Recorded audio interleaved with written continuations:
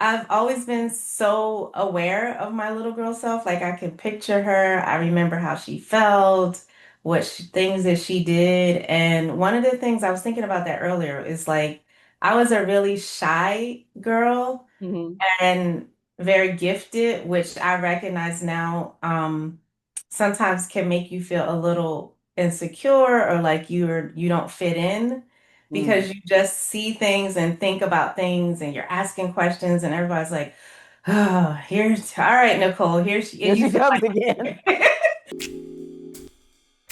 Sisters, hey, little girl, are you looking for hope in a world that has lied to you about who you really are? Wrong woman, holding in story she needs to tell what God really wants you to do in this world.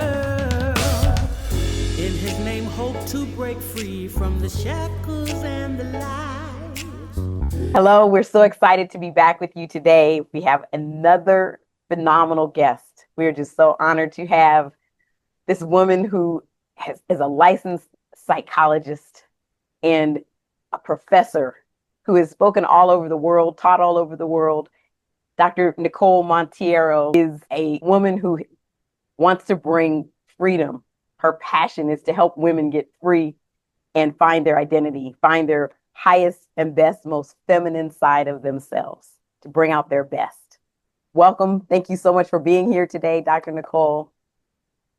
thank you so much, Dr. Stacy. It's really a pleasure and I'm excited to be here. Wonderful. Well, we've talked before. I was on your podcast, and now Yes. we're flipping roles, and it's so great to be able to ask you this question. What do you remember? What do you know about your little girl?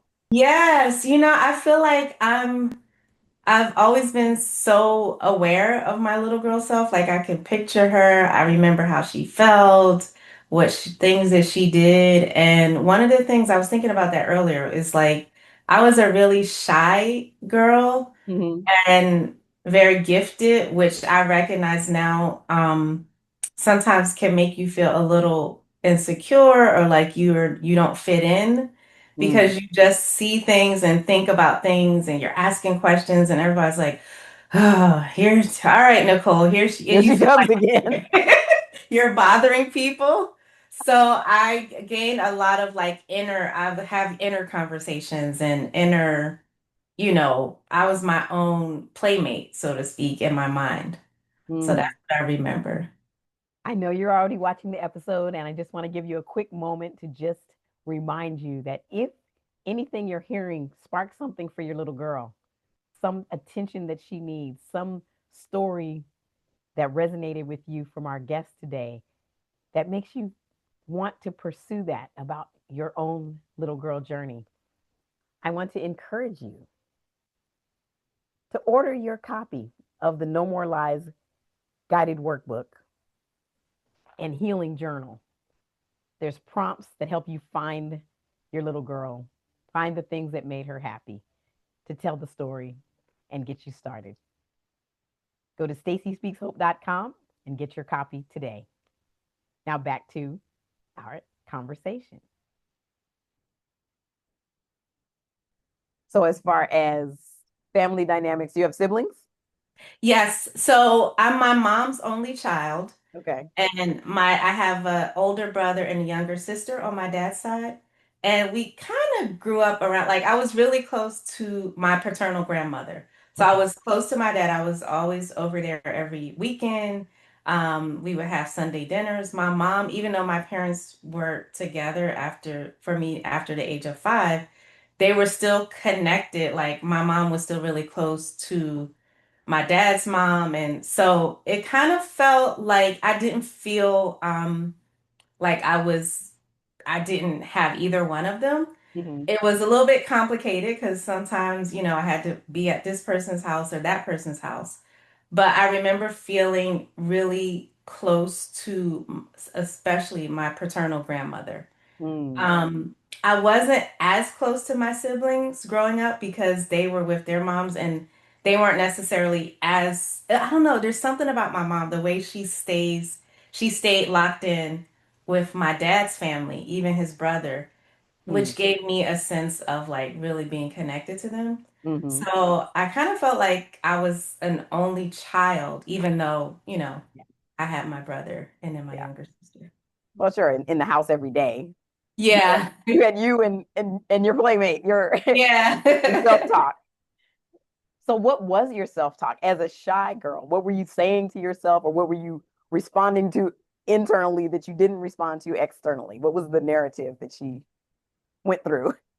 I was just always really curious. I would just be asking myself, like, so, and it's crazy because my minor in college was philosophy, but I feel like I'd be like, so, like, when did the world begin? Or, all right, so if these people do this, like, I always tell the story. I remember when I was like 6, my next door neighbor, she became somebody who bullied me, Mhm. but she was also somebody who I saw her mother bully her because we were playing outside.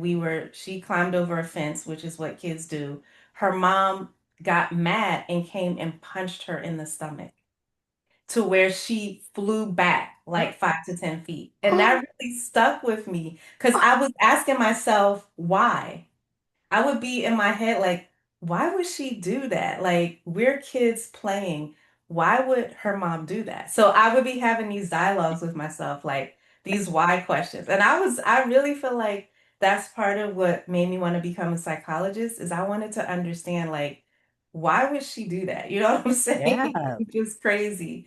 And that girl would bully me, later on. And I didn't really say it explicitly, but I felt like there was something in me where I was like, okay, she's doing that because her mom did that to her. Wow. Those were the things I would be like. But I would always be like, why? Why would she do that? Why would somebody just punch a child like that? Yeah. Did you ever express your whys to the adults in your world, teachers, parents? And if so, how did they respond? I would say my mom the most, my grandmom, but there was still a lot I kept for myself. Mhm. My teachers, I remember in preschool, somebody, or was it preschool? One of those, probably pre-K. And I remember a teacher saying girls don't have muscles or something. I think I must have said like, oh, look at my muscles or something. And she said girls don't have muscles. And I was like, what? Why?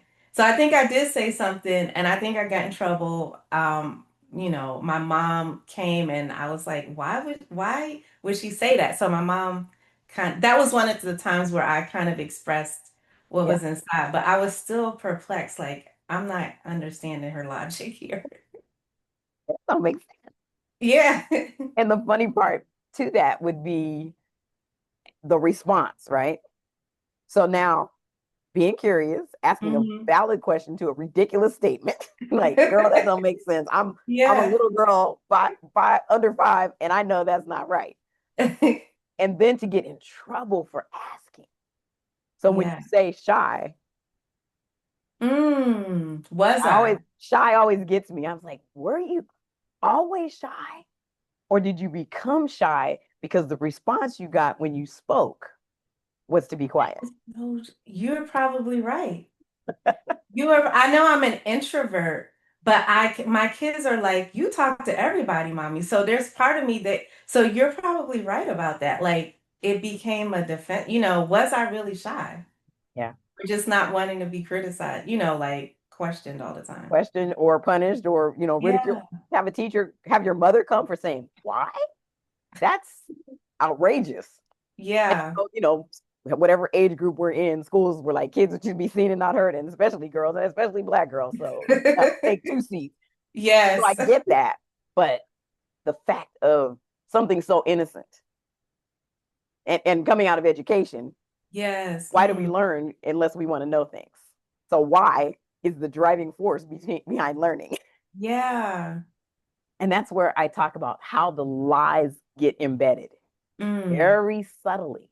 The lie was you shouldn't ask questions, or the lie was that you shouldn't tell them out loud. So very quickly, that whole world, that I'm whole inside. keep it inside, or just, never let anybody know what you are really thinking. I mean, that, it can expand to that. Yeah. No, So that is that right there is true. That is me.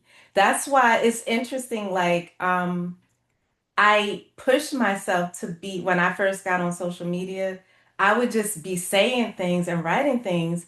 And it was almost like my own therapy where I'm sharing with people because I never used to share my inner world. I have all these plans and dreams and I'm going to do this. And I would just do it, but I would never tell people. So it's interesting how people will see social media as bad. But for me, it was very good because I kept practicing being okay sharing just sharing more about me. wow. Because I think it was a little bit easier to write it than to Yes. sit in front of somebody and tell them. I remember when Facebook first came out and I would look and people would be writing, I'm getting ready to go brush my teeth. And I was like, really? Why are you typing that? And to hear somebody who, not to say that you did that, but to say that Yeah, it was a form of expression, it was a form of interaction. Maybe there was nobody to tell that to. yeah, yeah. I'm on the toilet. I'm cooking. I'm like, okay. And but that it was therapeutic. And I think Yes. just to see the spectrum of where it is today versus where it was, the innocence of how it started and how manipulative and awful it can be when people are, Yeah. coming from school, kids are bullied over social media to the point they commit suicide and, just very extreme to get into people's heads, or people want to be like those influencers who are only showing you the good parts of their life. They never talk Hmm. about, well, yeah, I Hmm. had a bad breath today, they're just not going to say that. Yes, exactly. So that's a beautiful insight as we share with women who might have said all of their lives, I'm shy. I was shy. Hmm. Go back to that little girl. Where did Yes. shy come from? Being an Being shut introvert, up. yeah, being told to shut up. Your voice Hmm. doesn't matter. I always, it's like you don't matter. Your voice doesn't matter, whether it was physical, whether it was verbal, intellectual. Your thoughts don't matter. Yeah. And Yeah. especially if you're, that's why I asked why it happened, is what happened in school. Because again, as a teacher, there were kids who would challenge me because they were so smart, Yeah. or I didn't have the answer. I didn't have time to answer. They're here and everybody else is here. Maybe I can't talk to you about that right now. I got to deal with these other, I got the other rest of the room. We can have a conversation later. And hmm. so the messaging is so important, and how those things are received and expressed and nurtured, especially where we live as kids in education, to even want to learn more. Yeah, So yeah, that's a beautiful, shows that it's a catalyst. It was a launching place for your curiosity. It affected how you communicated with the world, and as you went through the process. So how did shy look, or how did that curiosity look as you continue to get older and go through life and school, and how it yeah, got you to where you are today? It's always like, okay, tell us more. Where does the journey go from there? yeah. It's funny because back in the day they had something called the mentally gifted, like Hey, gifted program, we and we call they, it gifted and talented gate. oh, GNT. Okay, yeah. I was GATE here, gifted and talented education. It's a okay. category actually of special education that Yes, nobody ever it is knows about. type of special. Uh-huh. Yeah, yeah. So they would call it, I don't know why they would call it mentally gifted. It's the MG program. And Okay. I felt like I really thrived in that. My mom had a friend who was a teacher that I guess she noticed the way I would question things and stuff. She was like, you should have her tested in the school. So they put me in and I really liked it because I felt like the things we would do, it would be those unstructured things where you could just explore. Yes. And so I really liked it. I remember the teachers and the projects we had to do.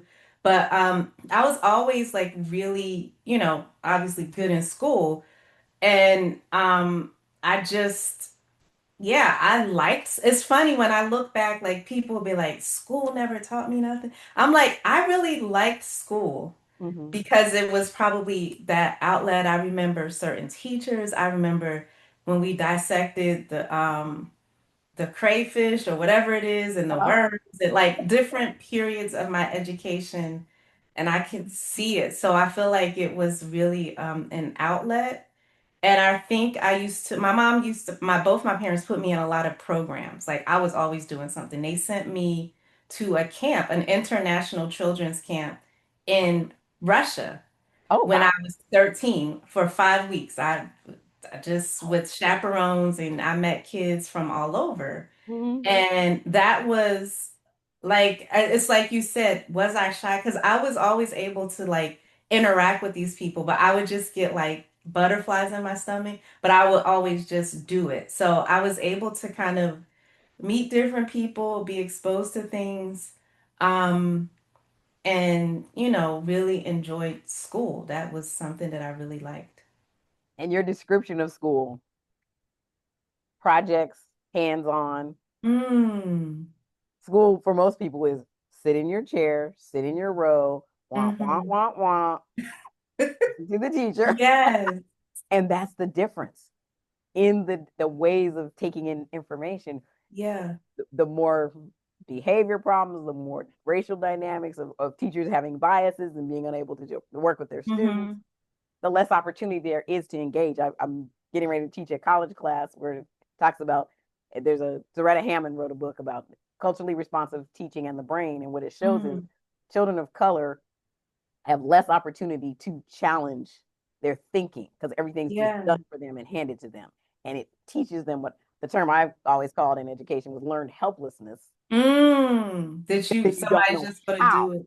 Then you Okay. don't know how to figure things out because somebody's always told you. They've always given you the breadcrumbs. They've always scaffolded it enough that you didn't have to just have productive struggle. Yes. So Yes. having less structure, like you talked about in that Hmm. program, helped you be able to think more. It built Yeah. your thinking capacity rather than taking it away. Yeah. That And is so then yeah, true. And I used to see in my school, I remember the black boys. I even would observe how they were always the class clowns, but you could see it's just playing a part, yes. that bias. And I felt like, they didn't, the racial bias wasn't as targeted to us as girls, especially if you're smart. They're like, all right, just leave her alone. But for the boys, man, they got it bad. The And they black boys. never got to be smart. They were smart. I taught at art school, multiple intelligences. There's 13 ways to be smart. Yes. But when you're relegated to only showing it one way, or you have to show it this way before you can show the other ways, like in your Hmm. case, Yes. then school is awful for you because schools were created for white men to learn how to work in factories. When the bell rang, you go to school. When the bell rings, you eat. When the bell rings, you stop eating. When the bell Hmm. rings, you go home. That's all. Do what you're Yeah. told in between. Don't Now, ask don't any. think too much. Don't ask no questions. And so it's doing exactly what it was created to do, Yeah. sadly, but it never taps into the so many different ways of showing up in the world. And that's, I think, Hmm. what we experience, especially as children of color, as Yeah. women. It just is so difficult because it's telling us we don't matter. Those Yeah. lies are planted without ever a word being said. I have to be a clown to be seen. Or I used to Yeah. tell my students, I'm like, I already know all that behavior is because you don't want anybody to know what you don't know. Hmm. But then just being Hmm. able to say, hey, I need So help. you make us laugh, or, Yeah, it's a like, distraction. hmm. Yes. So true. So true. Sorry, my teacher hat just No, you're went right. off. And even when you say hands-on, because we used to have wood shop, we used to have home economics. Yes, And those things to me were just as valuable absolutely. as, like, we did all that Latin, Spanish, and this and that. But just having those, I was just telling somebody, bring back wood shop and home economics. Teach people how to cook. Like, it will do something when you have little middle schoolers, being able to Right. just do things like that. So true. I had home economics. I wanted wood shop, so I was mad because I didn't get the class I wanted. And I was like, I don't want to Uh-huh. learn this. So I was in there out in the whole year. I think we had split. They did six Yeah, months. that's so much Yeah. better. Yeah. So how did the journey continue as your little girl and her voice and her questions continued through life? Where else did you see that show up and again leading to where you are and what you do today?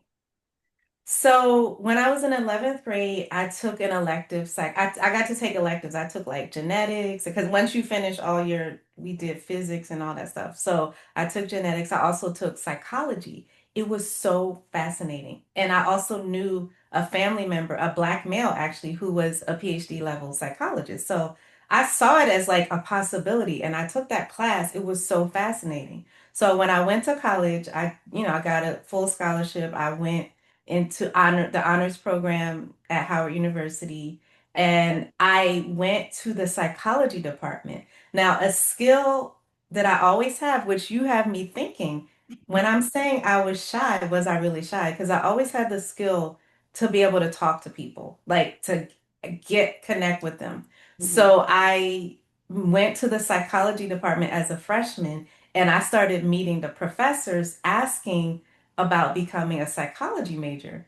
And I met the professors that just took me under their wing and, kind of continued, went straight on to grad school, to my doctoral program. So, but it was You went through straight through. yes, Wow. straight through, got fellowships and all that. And I had mentors. Mm. So I never had that fear of talk. It's crazy. You really got me thinking now because So you I can't say was you're shy okay. anymore. Yes, I was okay going up to adults and asking for help. Yeah. So, yeah, I must have had a bunch of good experiences as well. So, like, that was really me going to college and stepping out and like really connecting with some of the professors and getting in. I was always in some kind of program. I was in the research. I don't know if they had it was called the Mark program. It was like a from the NIH research. We would do Mm. extra research, get a stipend, all that kind of stuff. I was super into those things. Okay. So, but one thing that people will always tell me, like the older people, is like, you're just so grounded. Like you just that's what they would say. You're so grounded. And I was thinking the other day, like, what do they mean by that? And I always had this thing where like I would be okay. I wouldn't share what I was doing, but I would be okay with what I was doing. Mm. So my downfall was when I learned that I had to share more. I had just as much right, but I was always confident in what I was doing. I just didn't want to Kept tell it to anyone. yourself. So that was crazy, right? So I had to learn, as you kind of, okay, go out of college, grad school, you start to learn that you've got to really more so put yourself out there even more. Create visibility. Yes. Yes. And that was the danger. That was what I always felt was That dangerous. goes back to shy. What if I Is tell the them? shot. Yes. Yes. Yes. Because I wasn't so much questioning. I always had a sense of self. Like, I don't care what y'all doing. This is what I want to do. Hmm. But again, not being visible. That was the self-protection part. Yeah. Yeah. And So I went on to grad school, got mentors and, connected with people and so forth. mhm. So how did that play out? Being again around other kids, people your own age. I hear you saying you're good going to adults, and that's another thing, Yes. right? The dynamics being different. What was it like with your peer groups as you matriculated and all of that? I had a best friend from like fourth grade all the way through college. I was really close with her family. I could always interact with people and, have friends. I wouldn't say I was like the popular kid, but I always had friends and, a friend group. Mhm. In college, yeah, same. I gravitated towards other smart people, other curious people. That was my Mhm. safe space. Okay. How did dating go with that? And I was thinking about that. You always look for your dad, whether you're looking for him or not him. You're like, yes or no, but he's He's always in the center. And my dad has a PhD in sociology. He's a professor, very intellectual. All of that was always emphasized. Mhm. So I have never, ever in my life been attracted to somebody who wasn't intelligent or didn't value. Like I was never attracted to somebody. It wasn't even about a degree, but it's more like who didn't value the intellect. And I think that was like the model of my dad. Okay. Now I had to learn that somebody could be intellectual and be a narcissist, or you know what I mean, like be emotionally immature. Yes, yes. That's good. You had to learn by experience, Or just observation. observation. And it Yes. sounds like, the kind of thinker that you are created or naturally lends you to being observing Yeah. what's happening before necessarily jumping in. So I'll be that's why I like, wait a asked. minute. So this You're, plus this. Like, I remember in high school, there was this guy that everybody, like two of my friends, it was supposedly like, oh, if he chooses you, kind of like in the movies, yes, like, yes. oh, I forgot even what his name is. And I would just be looking. I'm like, we didn't have the term narcissist back then, but I'm like, he just seems like a jerk. Like, okay, great. We're all 16. He has a car. He's supposed to come from this family and that. It was a big thing. And I was just like, okay. Like, I don't see it. Huh? Discernment. That's always helpful. So tell our listeners, as you share so many times on your beautiful podcast, The Secret Formula of Femininity, you Mm, tie in the psychological knowledge with your passion for helping women connect with their highest and best selves. yes.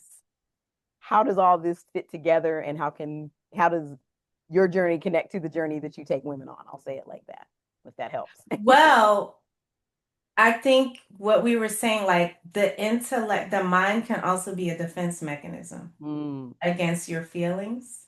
mm, So and I've always been a very sensitive child in person. But again, that you get the messaging like, just get over it. All right, here you get the messaging of like, all right, don't tell people about you that. don't get to be sensitive right now. That's Yeah.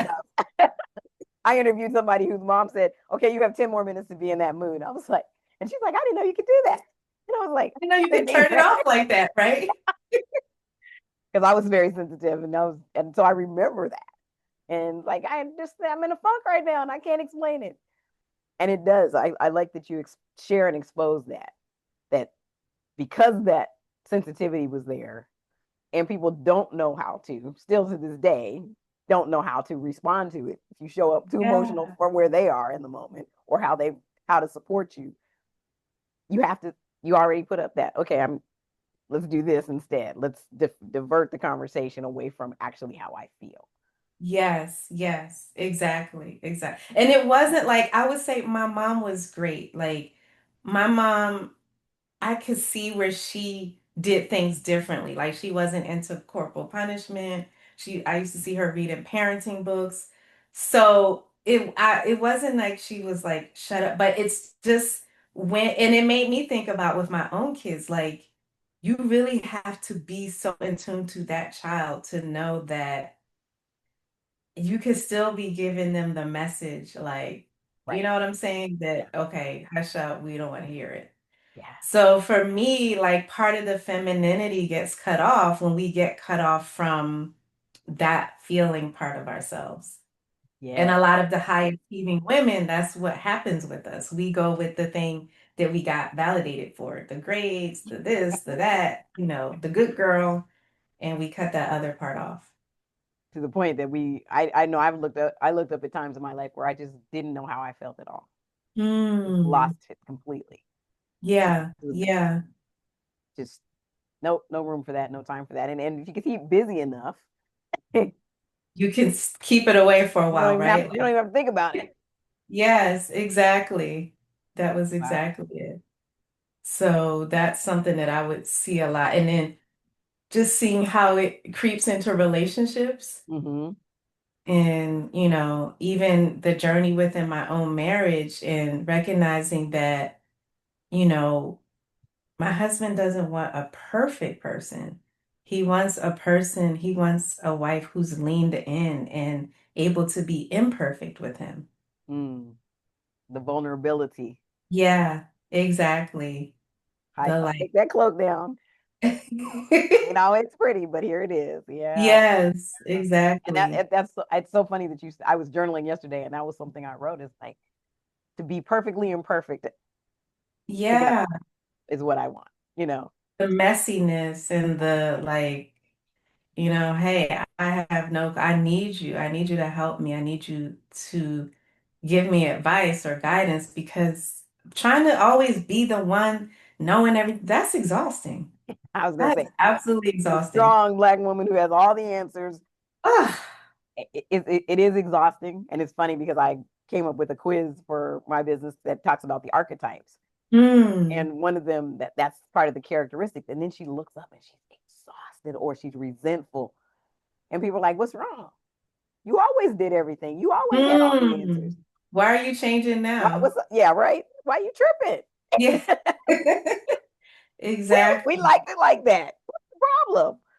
So, and it is that just the acknowledgement again, being in touch with our feminine side, our feelings. Can somebody else just make the decision? Can somebody just hold me? Can I just sit here and do nothing? Don't Yeah. ask me anything. I don't have any answers at all right I'm not organizing. I'm not making what do they call it? The mental load fatigue or now. something like a decision fatigue. Oh yeah, yeah. Hmm. Yes. Been there, and I remember saying I don't want to make any decisions. I just did that all day when I was the head of the art school. I was like, Mm. nope, don't. I don't even want to plan what to eat. Yeah. Whatever. Just pick something and have it Yep, delivered or yep, whatever. yeah, Hmm. exactly. So, what would you tell our listeners that are just beginning this journey? How do they get started to get to even starting to look at femininity, starting to look at because there's the mental health side, right? Yeah, There's yeah, I'm a life coach. I'm not a therapist. I have to say yeah, that all the time. I have insights and I can help people see what's inside of them. But if there are needs that they need a therapist, they need a yeah, psychologist, let's talk about the journey, the distinction, and how people can know how to start and when things start to happen. That critical place. What's the difference? What at what point do you say I need therapy versus coaching, or put it together and partner it? yeah, That all. yeah, which is great, right? When you Yeah. can partner it. I think if you know you have unfinished business that is affecting your emotional life, your relationships, how you function, your health even, then you need to get a therapist so you can really take the time to look back. Look at the little girl. How was she hurt? What was she missing? What Mm, did she need? And how is that showing up in your life now? And that is a perfect place, perfect type of work to do in therapy. hmm. Um, if you're going through life transitions, relationship transitions, things that you know are affected by this unfinished business, things that you just haven't had the time or the space or the understanding to explore. Hmm. And I think if you want really specific strategies and tactics for reaching future goals and, that are a combination of insight but also action, Yes. then, you can get a coach and you can have both. Right. And I'm both. I'm a certified life coach. I don't do it's if I work with you, it's either as a coaching client or as a therapy client. But I've Okay. certainly, as a therapist, had clients who they have a coach. Yeah. And we talk about what they're doing with that and like the power of combining them. Yeah. I was watching this show last night on Netflix, and they had a part, you hear about the inner child work. They had a scene, it was called The Waterfront. And Okay. the lady, she had become addicted to drugs, but she had a trauma from when she was a little girl. She witnessed her grandfather being murdered. It was a whole thing with the plot. But she was in the closet, and they showed a scene where the adult her came to hug the little girl her, Oh. said, "It's not your fault. Yeah, I'm here for you. I'm safe. You're okay. You can release it." And like that's the kind of stuff that inner child work that we do in therapy. Hmm. But I was like, okay, go ahead, Netflix. Yeah. It That's it good. was a beautiful scene. Hmm. That's beautiful. And I have referred to that, in as a goal, as a mark of we Hmm. want to be able to let our little girl go out and play and tell her Yes. she's okay, tell her that she's safe, but Yes. knowing that getting to that process may need additional assistance with the Yeah. therapist. So I was taking notes as Okay. I was looking down. I was like, that's but I like the way that you said it because it's so clean. Mm-hmm. Because in your heart, you know what unfinished business is. You don't need Yeah. a psychological term for that. You know what it In your is. heart, you You know if can there's feel it. unrest and it manifests in you physically, in your life, in your ability to function, especially that, Yes. you need somebody to go in there with you Yes. with the psychological skills and licensing like you have. So that's beautiful. Yeah. Yeah. What And else? you see, what would I tell women? I would just say, like, be open to the journey. You deserve it. You deserve. Don't let anybody or your mindset tell you, oh, that was in the past, forget about it. Or even to tell you that you don't need help from a coach. Like, we have this thing where we don't want to get help. Right. And whether it's help looking backwards or help moving forward, it's okay. It's really a sign of strength. That's beautiful. I've been through so much therapy, so much coaching. I paid for so much coaching, so many communities. We're in a community. Like I know. I believe in that stuff where it's okay to get help and to invest in it, Right. to pay for it, your time, your money, whatever, and to really, do it. And that's so good. I'm so glad you say that. And it's just to emphasize that it's okay to take care of yourself in that way because the Yes. patterns continue, and that's all they're going to do. Hmm. If you don't change it, if you don't do something to disrupt that narrative, that way of thinking, that way of being, even that you were willing to on this call to say, oh, maybe I wasn't shy. I know. I'm gonna take that. I'm really gonna dig into that. I'm gonna stop saying that about myself, Dr. Stacy. I really am. I've teased my mom about that. Like, were you shy or was there something else? Yes. It's only because that term is so frequently used, especially with girls. Men are never Yes. men never say they're I shy. know. Oh, You I don't was hear a it too shy little often. I boy. mean, if a guy is shy, he's soft. I mean, it's like there's this Yeah. weird whole dynamic, especially in the black community. It's like you can be shy as a man, but it's used as a no, you were shy, kind of Yes. thing. Yes. Nope. I kept my voice to myself for a reason. And it's okay. I had a voice, Hmm. but let me be honest about that. And let me dig into that like you're willing to do.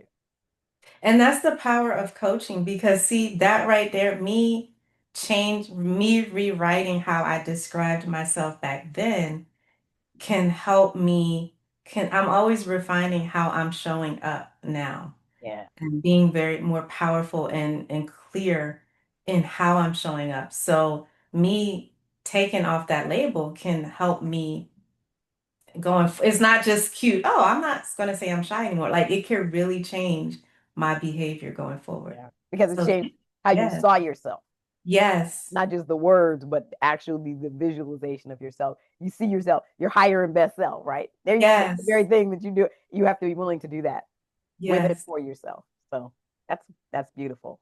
absolutely. To our guests, if you are watching today, this message and this message is for you. It resonates. Leave a comment. Make sure you like and subscribe and share this.